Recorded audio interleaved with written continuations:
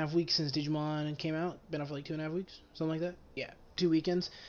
Hope you guys are having fun. Hope you guys are going to your locals, going to tournaments if you're lucky, having fun, playing with your new cards. I mean, there's a few there's a few. I know a lot of spots doing locals and stuff. So if you've been lucky enough to go, hit me up. Tell me what you've been playing. Leave a comment down below. I'm curious about it. Um, there is a Bandai webcam tournament this weekend. For all you that are in it, let's do this thing. Me and Wayne are in it too. There's 1,000 total participants between 4 different days or 4 different events. 2 events on Saturday, 2 events on Sunday, each with 256 in it. So yeah, like 1,024 total people. That should be fun. So if you're in it, let's have fun. If you're not, watch, comment, subscribe. I'll probably be streaming it. If I'm not, even if I do, I'm gonna post some matches to YouTube afterwards. I've been seeing a lot of people post a lot of different decks, but none of them have been this deck. This deck it's been popular for a long time on the online format, but as far as paper has been, no one has got it or played it or profiled it that I've seen, or even mentioned it that I've seen, since paper came out. So I'm really surprised about that. But I will say, if you're someone that plays Magic and you're a green player and you like to drop just big shit, then you play this deck. This deck is called Big Beat or Mega Zoo, or I call it BigDick.com. And I don't know if I could say that or not, but whatever, I already did. BigDick.com. That's what we're gonna name it. If you like to play green and Magic, if you like to just drop big shit, this is what you want to play. Disclaimer: you're going to need 2 of each red and blue starter deck to play it sufficiently. So if you don't have those right now, I'd wait till January and buy them when they're cheap. I would not recommend going and spending $45 on each deck, because that's just ridiculous. Just wait. Yeah, don't spend $45 on each deck. Just don't do it. You can do it if you want. I'm not going to do it. But anyway, here we go. So a lot of people play this. There's 2 ways to build it. You can go... That's for you. Alright, so you can go red and you can go blue. You can go red base, blue base. Red pill, blue pill, matrix. Call me Neo. Don't call me Neo. If you go blue base, it lets you get off Hammer Spark more consistently, which is what I used to do. If you go red base, it lets you get off Gaia Force more consistently, which is what I think you should do. And so I switched to that. I like it better. Here we go. So I play 8 rookies. We'll start with the eggs.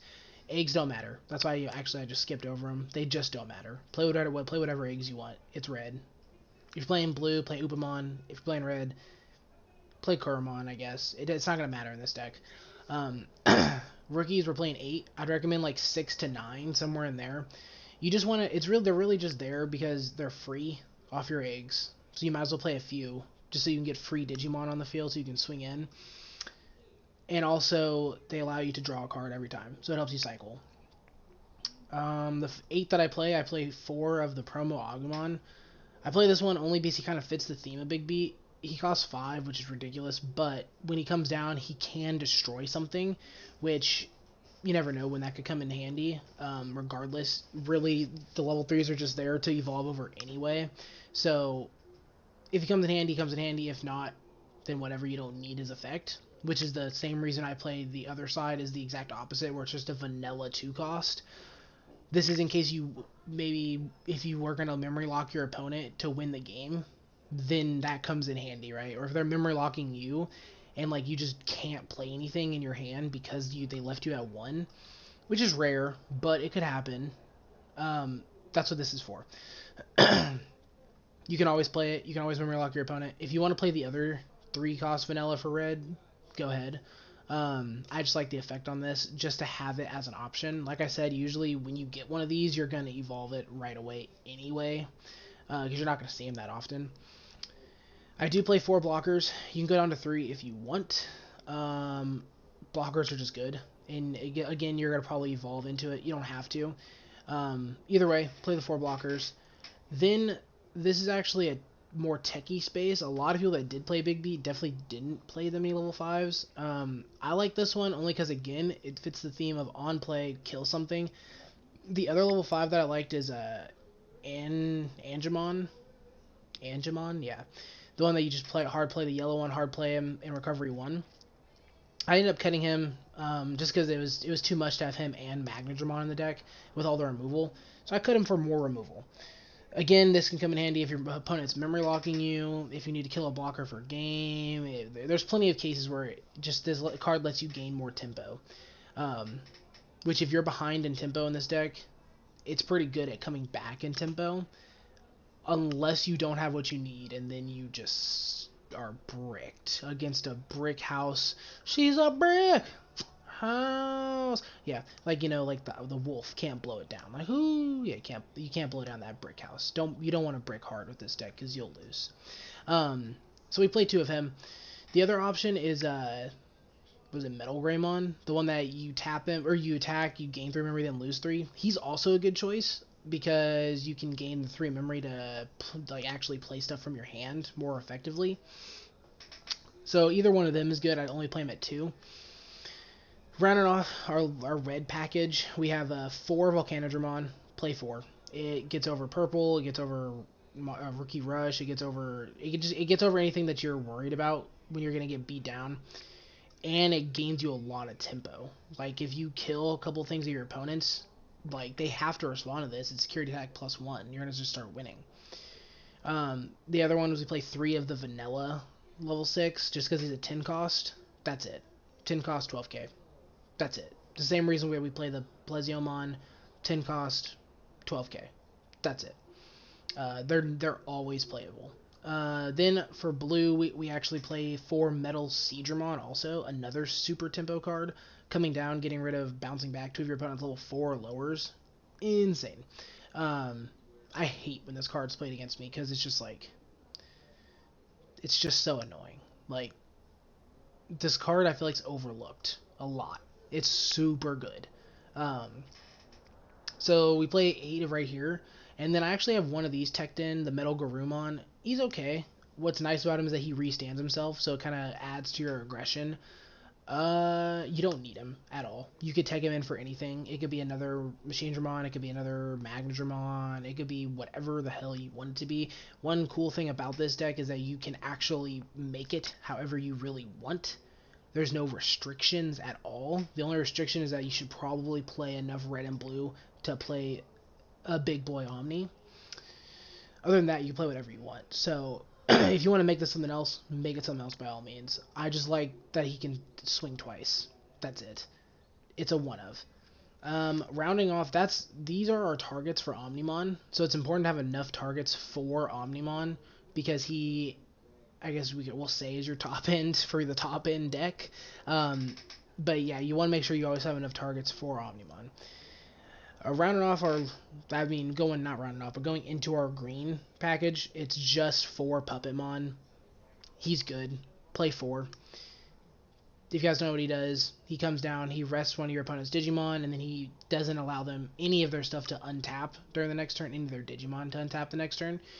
And he gains a memory when attacking. That +1 memory when attacking, super crucial for this deck.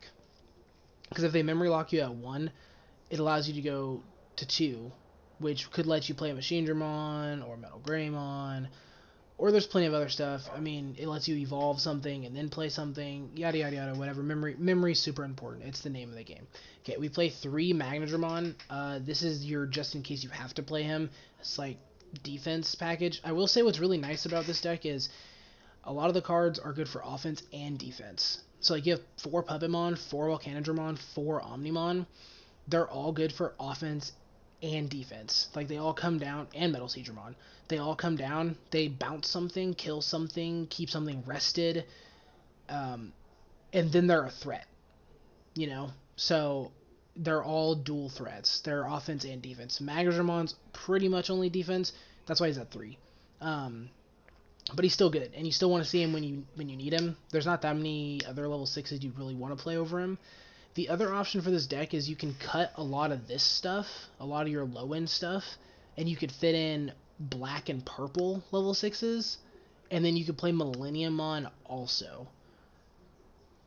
I think it gets clunky, and I don't think there's enough good black and purple level 6s with on-play effects that will work in this deck. So I took all that out.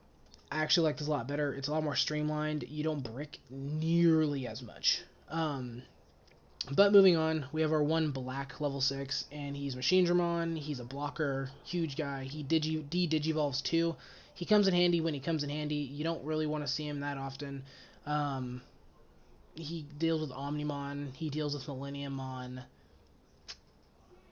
I mean, yeah, that's about it. I mean, he'll deal with like Galamon. He'll deal with all the top end stuff, but what you're afraid of is what's nice. He deals with Millenniummon because he doesn't kill it. He digivolves it, so it gets past Millenniummon's effect. And then we're playing 4 Omni because it's Omni, and because he's Omni, and because he's Omnimon. So yeah, you're playing 4 of him. Busted card, and yeah, we can play him, and yeah, we're gonna play him. That's it. Okay, moving on. So we're playing, like I said, 4 Gaia Force, 4 Hammer Spark. Best removal in the game. Play because it's the best removal in the game. Hammer Spark, arguably for me, the best option in the game. Play it because it's the best option in the game. I would say it is. Who am I? It's free memory, literally free. Whatever. Um, so yeah, these are only 2 options that you're gonna play. That's all you're gonna really need. You could probably tech in some other stuff, but you probably don't need to. This deck has so much removal. I mean, 1, 2, 3, 4, 5, 6, 10, 14, 18. If you want to consider these, 20. The deck's like half removal. And then there's the other half that's just stall. Like, this deck it's big beat. That's the whole deck. It's super simple.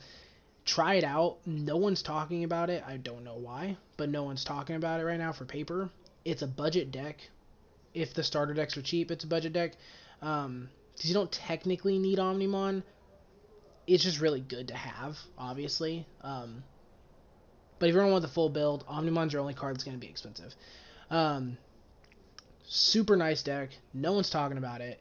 It does great. It looks like on paper it's going to do bad. Trust me, it's not.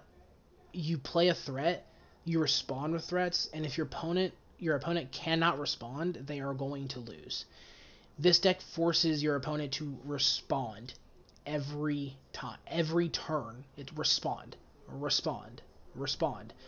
So on top of that, you're also just swinging into their stuff with bigger stuff. Great deck. Try it out. It's really fun. It's also pretty competitive. I would consider it up there. It's probably better than like all the lower tier decks. It's probably better than yellow. It's better than green. It's better than black. Yeah, it's better than those 3 for sure. Red, I don't know about red. I don't know about blue. It's not probably. I don't know about purple. They're all about the same, but it's definitely up there. I would try it out if you want to switch up your decks. If you like playing big stuff, if you like forcing your opponent to play after you and to chase what you're doing, this is all for you. Try it out.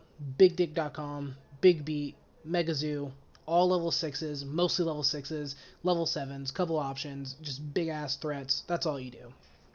But I hope I see you guys on Saturday or Sunday for the event, whatever day anyone is in. Go ahead and try to beat me. Comment, like, subscribe. I enjoy all the comments you guys do. They're always pretty good. I enjoy it when you guys try to mention other cards or bring up something else. I like it. It makes me think myself. It also helps me, like, if you guys mention a card that I already thought of, it helps me, like, reassure myself or maybe question myself, like, oh, maybe I should put that back in. So I like that. If you guys want to see any other stuff, let me know. So far, I just keep posting. My first 2 were things that someone asked me to do. This one is something that no one is doing, so I'm going to take the opportunity and shoot it in there. Shoot your shot, 2020. Probably not COVID.